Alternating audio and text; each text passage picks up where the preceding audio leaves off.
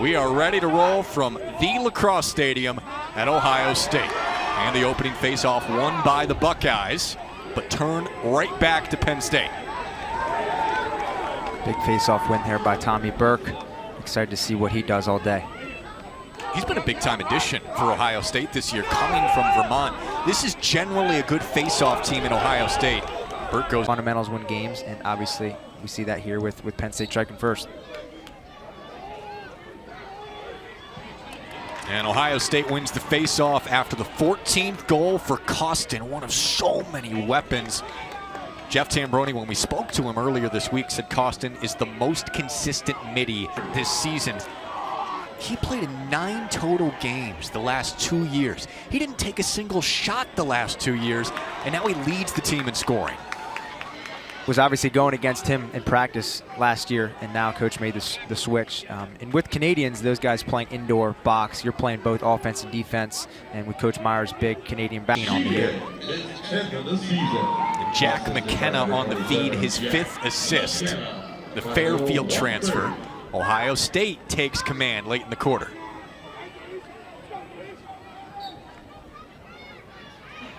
Burke wins the face-off for Ohio State.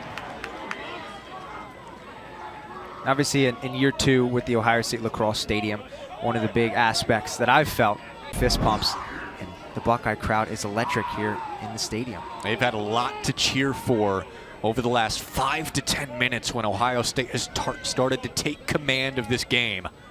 22 seconds left.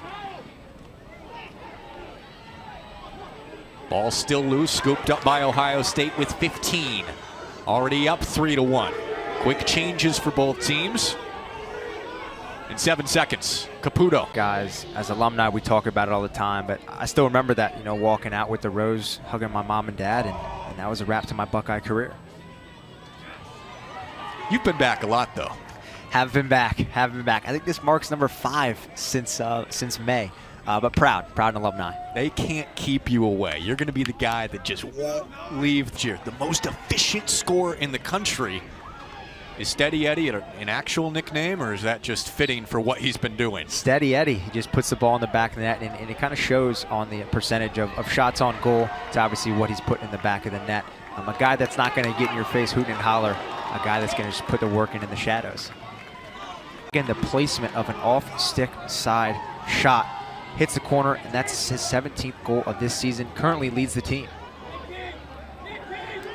That trio of Meyer, Matthews, Marnier with 15 each coming into the game. They've all scored. That's on him. I think that's a shot he could definitely save, but an absolute rocket of a shot from Luke Mercer. Penn State wins the face-off, perhaps building some momentum here. On the defensive side for Penn State, we talked about how great their numbers have been, and not so great for Ohio State on that end. With the high-low shot to the bottom right corner.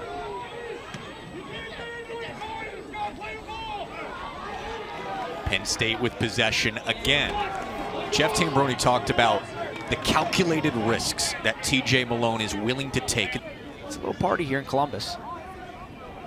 This has turned into one of the crown jewels in the country for lacrosse. This stadium being built last year, right?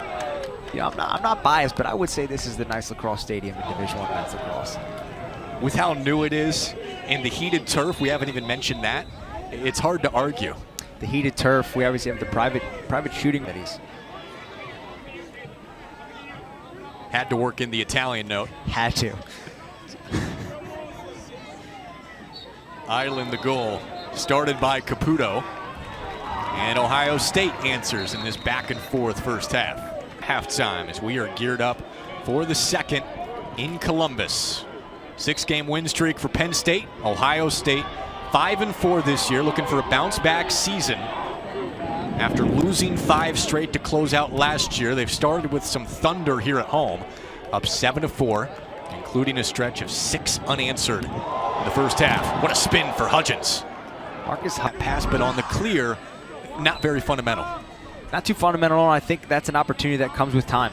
Obviously not having the most experience through 9 games here, but excited to see what he does the rest of this game. And Trainer's 25th goal of the season.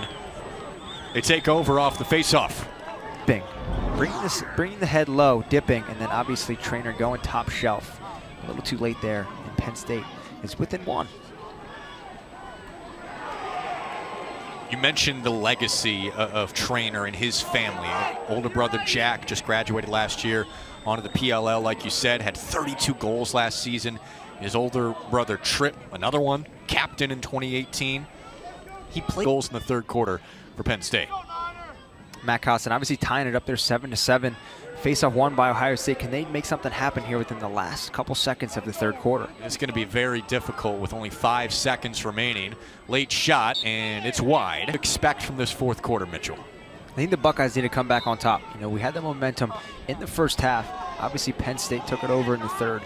It's going to start right at the faceoff dot with Tommy Burke. And both of these teams continue to dominate in the first Big Ten play of the 24th season. Ohio State had that surge of 6 unanswered, but since then, it's been all Penn State. I think Coach Tambroni fundamentals from the veteran with the pop step, catching on the left foot, getting the ball on his stick, following through into the bottom right corner for a goal. This is an absolute battle at the dot right now, and Penn State wins it. Ohio State with a face-off edge coming into today. They held that early, but Penn State has really performed more there late in the game. Textbook in the top left corner. Steady Eddie, career high, 3 on the day. And the Buckeyes are tied up here 8, halfway through the fourth. Ed Sheen had struggled in his career against Penn State.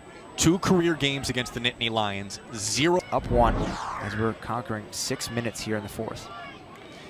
Jeff Tambroni knew the importance of Morin's role in this game, handling the pressure of Ohio State, and he did it perfectly there, half when they've needed it most. It really has. They came out of the gates firing. The score going in was 7-4, and they came out, started with the face-off, and obviously it's led to the offense, and we've obviously seen that. Off this face-off, it's to Ohio State.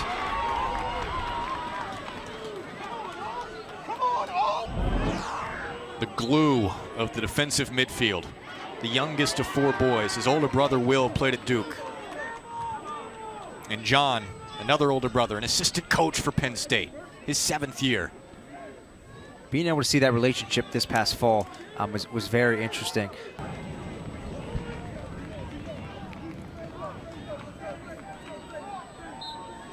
$27 goals now, and Trainer with a hat trick.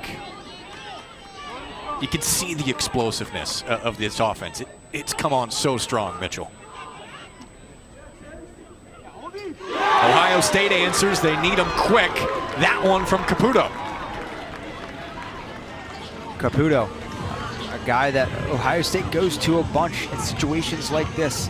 We had a situation last season where we went to him in the Michigan game, and obviously going back to him here. But a guy that's right around that 10-yard line above the crease, catches it, fires it low, and that puts Ohio State within 3 lines. With Ohio State, their 4 losses being to top 10 teams, and then the rest of the teams are playing in the top 20. Their RPI has to be up there with one of the toughest schedules in all of Division I lacrosse. All these teams are going to play tough schedules. It's a fun matchup coming up here on BTN between Johns Hopkins and Rutgers. As we conclude this one, Ohio State, big face-off win there to try and give themselves a chance. Down 3.